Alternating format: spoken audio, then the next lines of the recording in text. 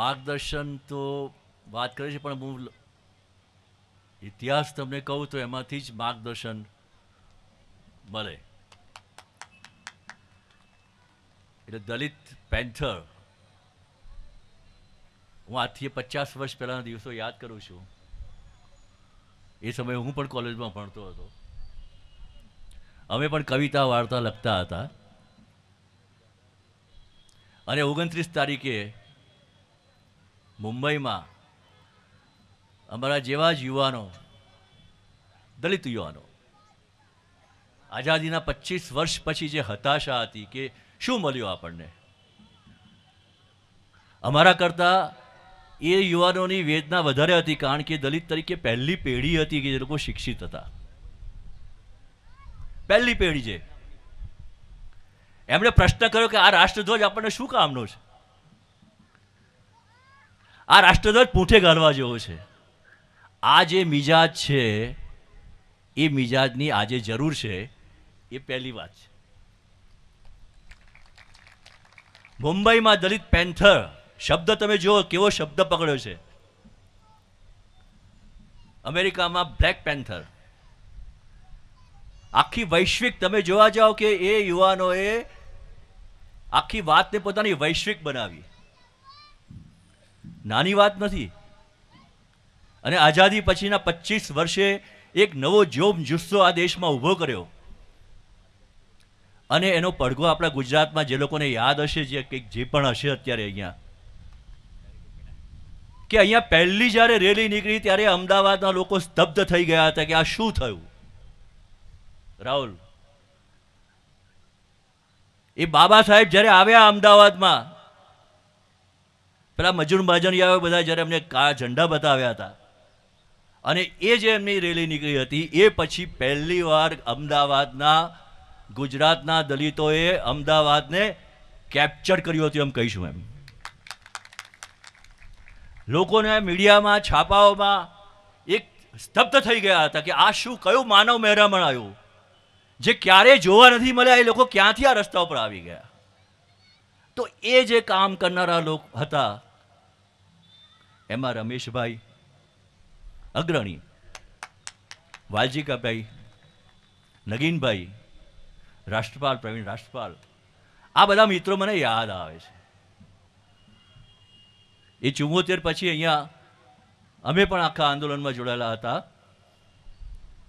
અને મને સૌથી વધારે આનંદની વસ્તુ એ છે કે એ પછીના સમયમાં 77-78થી રમેશભાઈને અમે બધા જ એક પરિવારની જેમ કામ કરતા હતા. એ રમેશચંદ્ર, વાલજીભાઈ, નગીનભાઈ, આ બધા પણ પહેલી પેઢી હતી. નટુભાઈ છે. તો આ એ જે પહેલી પેઢી હતી, એ સૌથી મહત્વનો સંદેશો એ છે કે એ બૌદ્ધિક રીતે કેટલા સજ્જ હતા. તમે પેન્થરના અંકો જુઓ.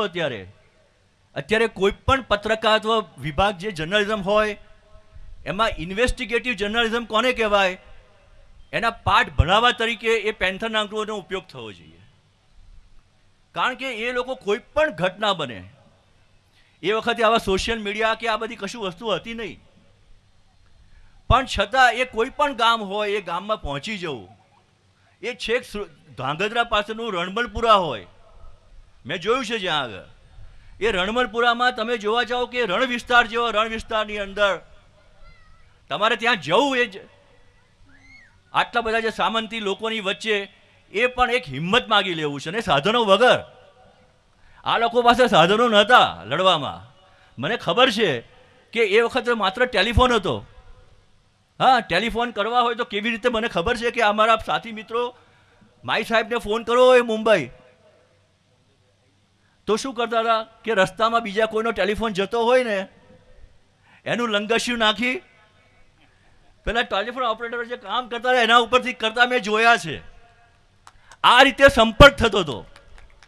આ ઘરના પૈસા, ગાંઠના પૈસાથી આ જે લડત ચાલતી હતી, એ જે લડત છે એ આપણા માટે અત્યારે એક આદર્શ છે. રમેશભાઈ પણ શિક્ષક તરીકેનું કામ કર્યું છે. આ કંઈ મોટા નોકરિયાતો કે મોટા ઓફિસરો નહોતા.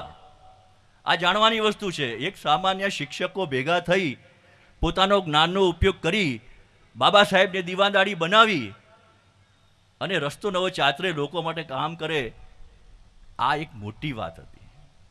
આ એક ઇતિહાસ સર્જવા છે. અને માત્ર ભાષણ કરવાની વાત નહીં, કલમ ચલાવવાની. કલમ ચલાવવી એ સમયે બહુ મોટી અગત્યની વસ્તુ હતી. તો આ બીજો સંદેશો છે કે કલમ ચલાવતા શીખો, વાંચતા શીખો. રમેશભાઈએ સંકલ્પ કર્યો હતો કે હું 100 પુસ્તકો કરીશ. બાબા સાહેબની સંકલ્પ કરીને તમે જાઓ, એમના ઘરે બેઠા હોય તો નીચે ગમે તેટલી ગરમી હોય, એ ગંજી પહેરીને બેઠા હોય ને લખતા હોય. તો આ જે એમનો મિજાજ છે, આ એમની તાકાત છે, આ એમનો જે વારસો છે, એ વારસો આપણે લેવાનો છે. અને તમામ પ્રકારની તમે લડાચેલી કેવી કે વિધાનસભામાં જઈને પત્રિકા નાખી આવી એટલે નાખી આવી જ. આ એક મિજાજ હતો કે પકડાઈ જાય જે થાય શું કરી લે છે. તો આ જે મિજાજ છે ને, આમાંથી ઘણા મને ખબર નથી કોણ છે, કેટલાય જે ગયા હતા અને વિધાનસભામાં જઈને કોઈનો પણ ઓળખાણ કરીને ઘૂસી જવાનું અંદર અને પત્રિકા ફેંકવાની. અને એ પત્રિકા ફેંકી જે પણ જુલમ થયો હોય, જ્યાં પણ ગામમાં અત્યાચાર થયો હોય એની વાત છાપામાં પહોંચે. છાપામાં તો કેવું હતું, અહીંના ગુજરાત સમાચાર, સંદેશ, જનસત્તામાં કેવું કયા સમાચાર આવે, નદીના આ પારના સમાચાર આવે, એ સિવાય કોઈ ઔદ્યોગિક વિસ્તારના ક્યારેય કોઈ સમાચાર જાણવા ના મળે. અને ગ્રામીણમાં કોઈ પણ ના મળે. અને આપણે બધાને ખબર છે કે 81ના જે વખતે આંદોલન ધમાલ તોફાનો થયા, અનામત વખતે લોકોના ઘર સળગાવ્યા ત્યારે કેવા ઊંધા સમાચારો થતા હતા. પણ છતાં એ સમયે પણ એક ભય હતો.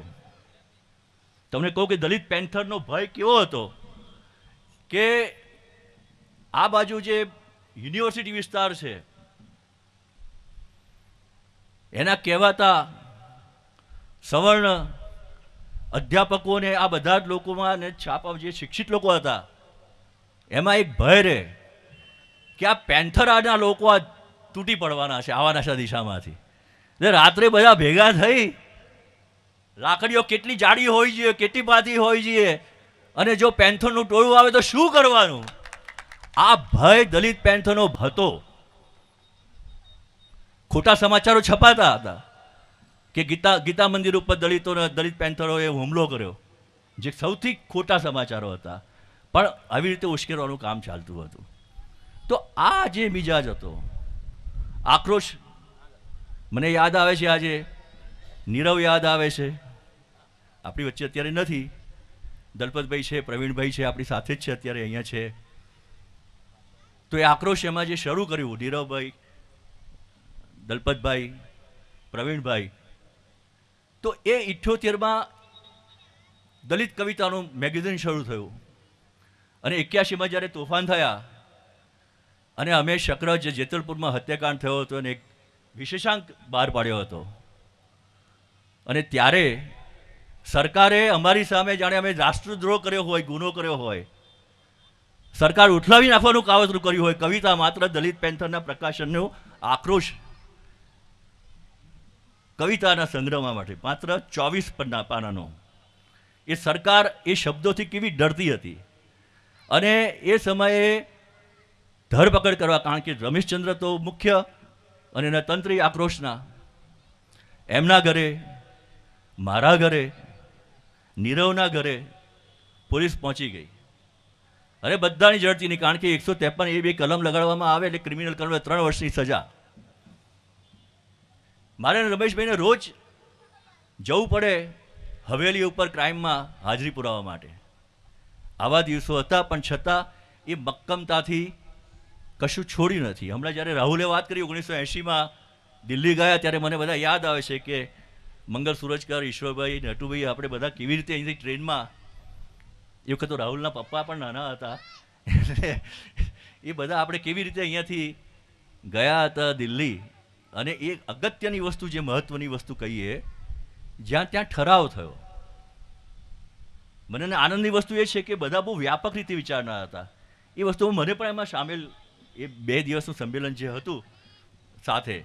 અને સૌથી બધી મહત્ત્વની ચર્ચા થઈ નારાયણ વરોના મોટા ભાઈ, હા, એમના ઘરે જ મોટા ભાગે બધી મિટિંગો થઈ અને નક્કી કરવામાં આવ્યું. સૌથી મોટું ઘમાસાન જે હતું એ વસ્તુનું હતું કે આપણે ચૂંટણીના રાજકારણમાં જવું કે ના જવું. અને એ વખતે સૌથી મહત્ત્વનો જે ઠરાવ નક્કી કરવામાં આવ્યો કે આપણે આ ચૂંટણીના રાજકારણમાં નહીં જવાનું, પણ આપણા સમાજના માટે, દેશભરના દલિતો માટે જે કંઈ પ્રશ્નો છે એના માટે સતત સંઘર્ષમાં રહેવું.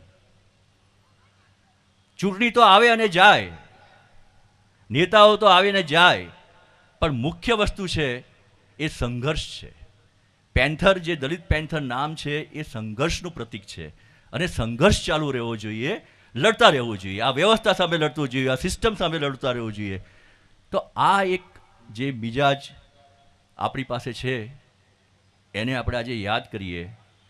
અને વાંચનનું આજે જે પણ રમેશચંદ્રએ આટલા બધા પુસ્તકો લખ્યા છે અને બીજા ઘણા બધા પેન્થરના મિત્રોએ લખ્યા છે, વાલજીભાઈએ લખ્યા છે, નીરવના છે, પ્રવીણભાઈના છે, સાહિલભાઈની તમે વાત કરી, તો આ બધાનું સાહિત્ય લોકો સુધી પહોંચે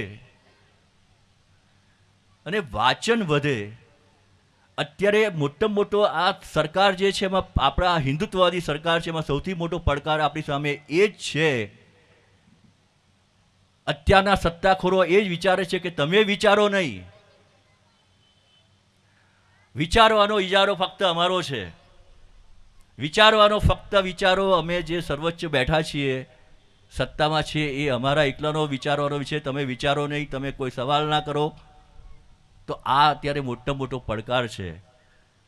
અને આપણા સાથીઓ, પેન્થરના સાથીઓ, પેન્થરના કાર્યકરો, પેન્થરના યુવાનો વિચારતા થાય, સવાલ પૂછતા થાય, જ્યાં જ્યાં પણ સવાલ પૂછતા થાય, એટલું પણ કોઈ કામ થશે તો આજે આપણે આ 50 વર્ષની ઉજવણી છે એ સાર્થક લેવાશે. જય ભીમ, આભાર.